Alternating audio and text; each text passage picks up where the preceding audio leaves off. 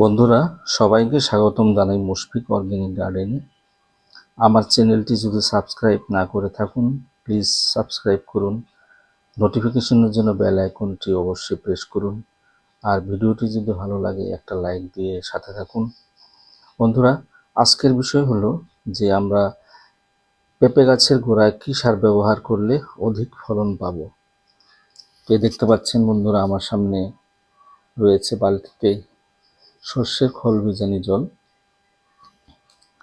পেঁপে গাছে সরিষার খোল ভেজা জল দিলে গাছ দ্রুত গতিতে বৃদ্ধি পায়, ফুল ও ফলের সংখ্যা বাড়ে এবং ফলের গুণগত মান উন্নত হয়, কারণ এতে প্রয়োজনীয় পুষ্টি উপাদান থাকে।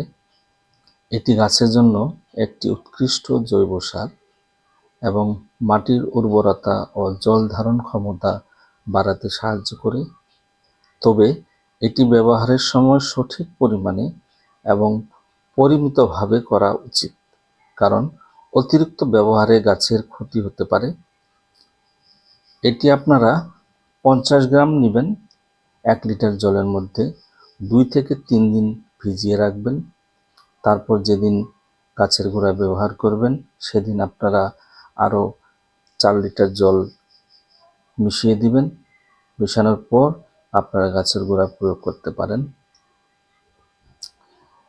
সরিষার খোল থেকে গাছ সহজেই নাইট্রোজেন, ফসফরাস ও পটাশিয়াম বিভিন্ন প্রয়োজনীয় পুষ্টি উপাদান শোষণ করতে পারে, যা গাছের সুষম বৃদ্ধিতে সাহায্য করে। এই সার প্রয়োগের ফলে ফুল ও ফলের সংখ্যা বৃদ্ধি পায় এবং ফলের আকার ও গুণগত মান উন্নত হয়। তো এই দেখতে পাচ্ছেন আমি সর্ষের খোল ভিজানো জল আমার পেঁপে গাছের গোড়ায় প্রয়োগ করতেছি। তো বন্ধুরা, আপনারা বেশি পরিমাণে কখনো গাছের গোড়ায় ব্যবহার করবেন না। মাত্রা যাতে সবসময় ঠিক থাকে, মাত্রার চেয়ে বেশি হয়ে গেলে গাছের ক্ষতি হবে। তো আমিও যে আপনাকে রেশিও বলেছি সেই রেশিও অনুতাপে আমি এই সারটি তৈরি করেছি। তো ভিডিওটি কেমন লাগলো সবাইকে ধন্যবাদ জানাই।